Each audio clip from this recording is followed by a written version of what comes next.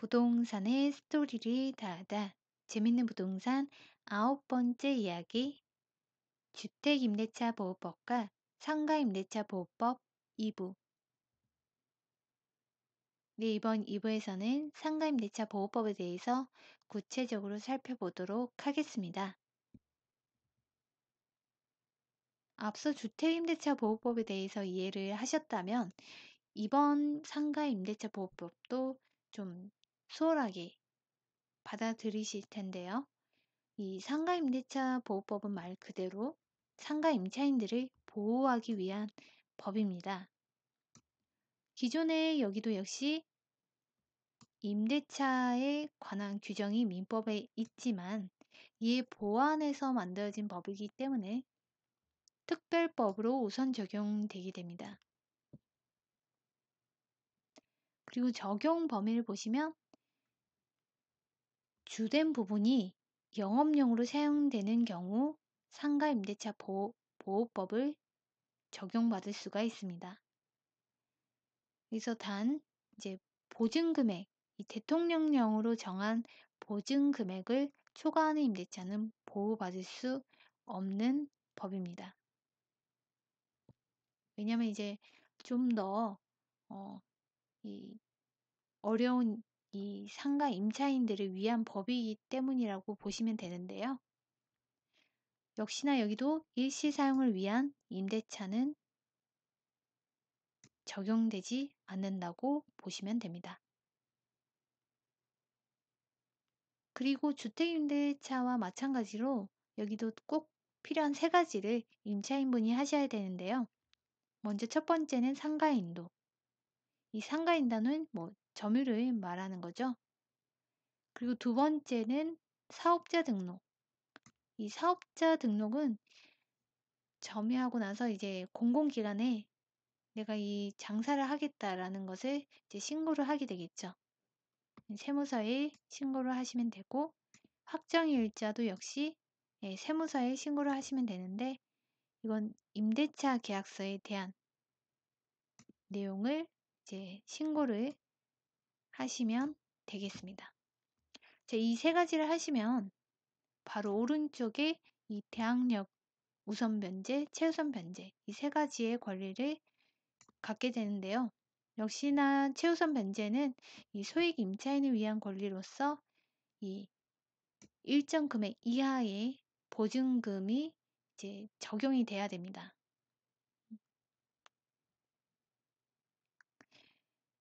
자, 대항력은 역시나 중요합니다. 계약 기간 중에 임대인이 바뀌어도 보증금을 보호받을 수 있는 이 거주하는 것과 보증금을 보호받을 수 있는 이 법이라고 보시면 되는데요. 여기서는 이제 점유라고 보시면 되겠죠. 이 거주는 조건이 사업자 등록을 신청을 하시고 점유를 하시면 됩니다. 여기서 주의해서 보시는 거는 이제 신청한 다음 날로부터 제3자에게 대항력이 발생하는데요. 교부받은 날이 아니고 신청한 날이라는 거. 근데 대부분 이 세무서에 사업자 등록을 신청을 하시면 당일 교부를 받으실 수가 있습니다. 뭐 예외적으로 이제 당일 교부를 못 받는 경우에는 이제 신청한 경우 대항력이 바로 그 다음 날로부터 발생할 수 있다는 거 알고 계시면 되겠습니다. 뭐 여기 사업자 등록 신청을 할 때 등기가 없어도 이제 등록 신청을 하게 되면 대항력이 발생한다고 하는 거. 그리고 중요한 거는 실제 표시와 정확히 일치를 해야 됩니다. 이 사업자 등록 신청하는 그 주소와 실제 내가 장사하는 그 주소가 일치해야 되고 뭐 임대차 계약서도 당연히 주소가 일치를 해야 되겠죠. 여기서도 우선 변제권은 이제 경매로 넘어갔을 때 이 임차인이 후순위보다 우선해서 보증금을 변제받을 수 있는 권리라고 보시면 됩니다. 그리고 대항력과 확정일자를 받으셔야 이제 우선 변제권이 있는데요. 이 대항력이 일반 채권들보다 우선을 했을 때 우선순위로 변제를 받는 건데, 가장 최우선으로 대항력이 있다라고 하시면 이 우선 변제권을 가지고 이제 경매로 이 배당 요구를 하셔도 되고, 아니면 내가 이 기간을 다 채우고 보증금도 낙찰받은 사람으로부터 받겠다라고 선택을 하셔도 됩니다. 하지만 이 대항력 순위가 너무 낮다라고 하시면 선택권이 거의 없다고 보시면 돼요. 이것도 역시 이제 신청한 날 다음 날로부터 이 우선 변제의 효력이 발생하고요. 최우선 변제권도 뭐 우선 변제랑 마찬가지지만 이제 이 추가적으로 일정 금액 이하의 보증금이 그 금액 이하여야 된다는 거. 그리고 확정일자와 대항력은 이제 플러스해서 같이 이 세 가지가 조건이 되면 이제 최우선 변제권을 적용받을 수가 있다. 이것도 이제 신청한 날로부터 다음 날 효력이 있고요.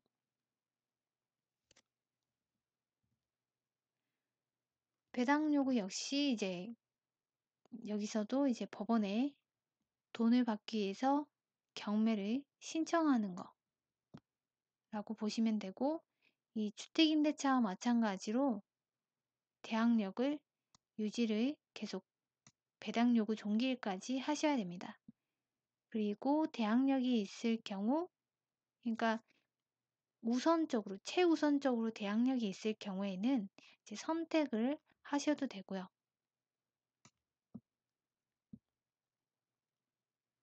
그 다음 최우선 변제 적용 금액이 있습니다. 여기서 이제 상가는 최근 이 보증 금액 정해진 금액이 이제 최근 게 1월 26일이에요. 2018년 1월 26일이고, 서울은 이 6억 1천만 원 이하, 수도권 그 외 지역은 5억 원 이하, 그리고 광역시 및 용인, 세종, 파주는 3억 9천만 원 이하, 그 밖의 지역은 2억 7천만 원 이하, 이렇게 이제 보증금 액수가 있는데요. 이 금액 밑으로 보증금이어야지 이 최우선 변제 적용이 된다는 거죠. 그리고 최우선 변제금, 이것도 최대 6,500만 원 이하고, 거기서 1인당 이제 2,200만 원을 초과하지 않는 이 한도가 있습니다. 이 금액도 이제 살펴보시고 나중에 배당을 받으시려고 하신다면 내가 얼마 정도까지 변제를 받을 수 있는지 체크를 해보시는 것도 좋을 것 같습니다. 이 상가임대차도 그 최우선 변제 금액이 인터넷 등기소의 소액임차인 이 범위 안내라는 이 카테고리를 클릭하셔서 확인하시면 되겠습니다.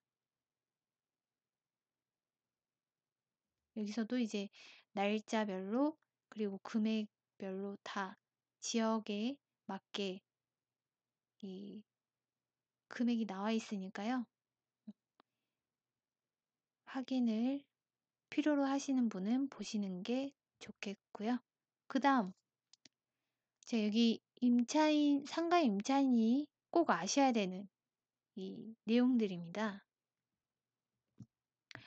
먼저 주택임대차 보호법이랑 거의 비슷하지만 약간의 좀 차이가 있어요.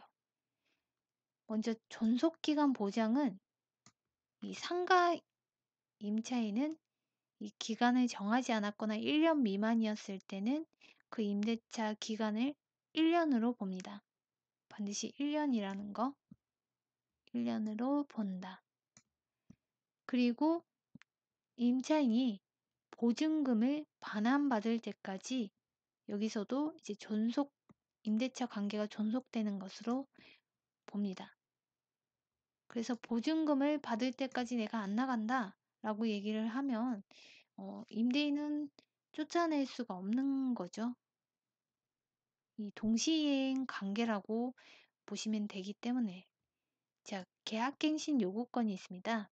이 계약갱신 요구권. 전차인도 이제 집주인의 동의를 받았다면, 임대인의 동의를 받았다면 이 계약갱신 요구권을 행사할 수가 있습니다. 보통 6개월에서 1개월 전 요구를 하시면 되겠고요. 이 처음 계약을 한 시점으로부터 10년이 초과하지 않는 이 범위 내에서 여기는 이제 계약갱신 요구권이 주어지게 됩니다. 그리고 상가 임대차 보호법도 묵시적 갱신이라는 게 있습니다. 자, 임대인의 경우에는 임대차 기간이 끝나기 6개월에서 1개월 전 이 갱신 통지를 거절하는 통지가 없으면 묵시적으로 갱신이 됩니다. 근데 여기 임차에는 이제 별도 조항이 안 나와 있더라고요. 그리고 묵시적 갱신을 이제 말을 하지 않아도 자동적으로 그 기간이 끝났어도 동일한 조건으로 이어서 생활하는 걸 말하죠. 근데 이제 임차인이 3기의 차임이 연체됐을 때 또는 뭐 의무를 현저히 위반했을 때에는 이제 묵시적 갱신의 권한이 없습니다. 그래서 그리고 또 여기 보시면 또 추가적으로 임대인은 이 중대한 과실이 있거나 임차인이 그리고 또한 그 건물에 안전사고가 우려되거나 또는 뭐 철거를 하셔야 된다 라고 할 경우에는 네, 이 묵시적 갱신을 거절하실 수가 있어요. 그래서 이 부분을 이제 미리 뭐 안전사고 우려로 인해서 언제부터 철거를 들어가야 된다 뭐 이런 식으로 미리 말해 주는 게 좋겠죠, 임차인분에게. 그리고 임차인은 묵시적 갱신 후에는 또 언제든지 계약 해지를 통지할 수 있다는 조항이 여기도 있습니다.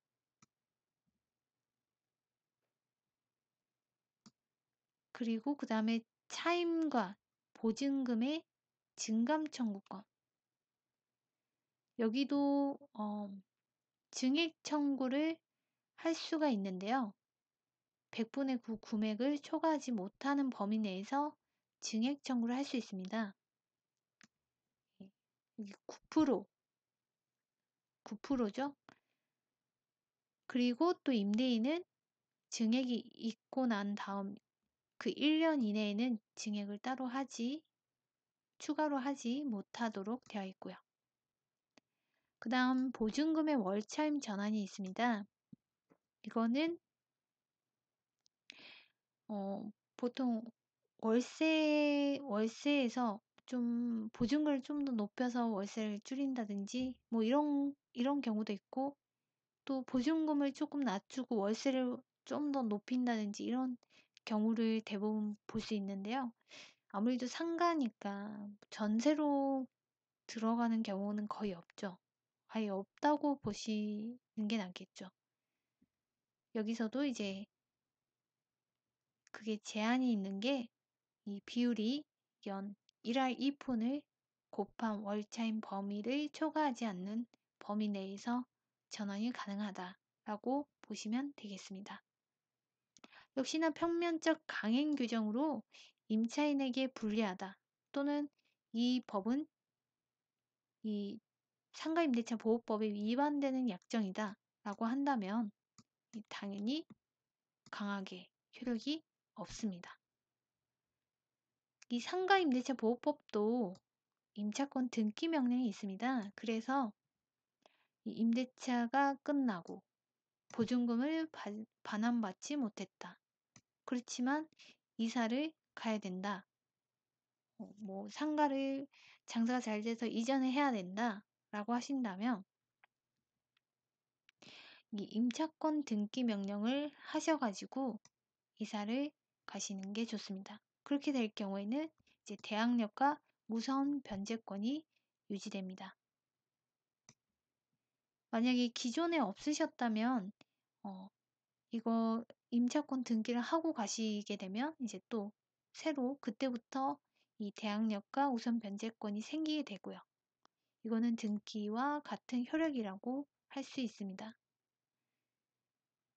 보통 절차적으로 진행을 한다면 이제 뭐 내용 증명을 먼저 보내고 임차권 등기 명령을 신청하고 그래도 안 되면 전세금 반환 소송을 하고 이런 순서도 있지만 미리 바로 뭐 임차권 등기 명령을 하겠다라고 임대인에게 말해 놓아도 되지 않을까 싶습니다. 여기서는 이제 관할 법원 지방법원 그리고 뭐 시군법원 이런 데에서 이제 신청이 가능하고요. 이 임차권 등기 명령을 신청을 하게 되면 비용이 듭니다. 이 비용은 뭐 반드시 임대인이 지불하도록 되어 있는 게 아니라 임대인에게 비용 요청을 할 수 있다라고 써 있기 때문에 어 이제 이거는 좀 개인적으로 어 능력에 따라서 받으시는 게 좋겠습니다. 하지만 대부분 임대인은 쉽게 주려고 하지 않겠죠. 자, 이번 상가임대차 보호법 보니까 주택임대차 보호법과 상당히 비슷하다는 것을 볼 수가 있습니다. 자, 그 다음 시간에는 주택임대차 보호법과 상가임대차 보호법을 좀 한눈에 볼 수 있도록 정리를 해보도록 하겠습니다. 재밌는 부동산 스토리 9화 2부 끝!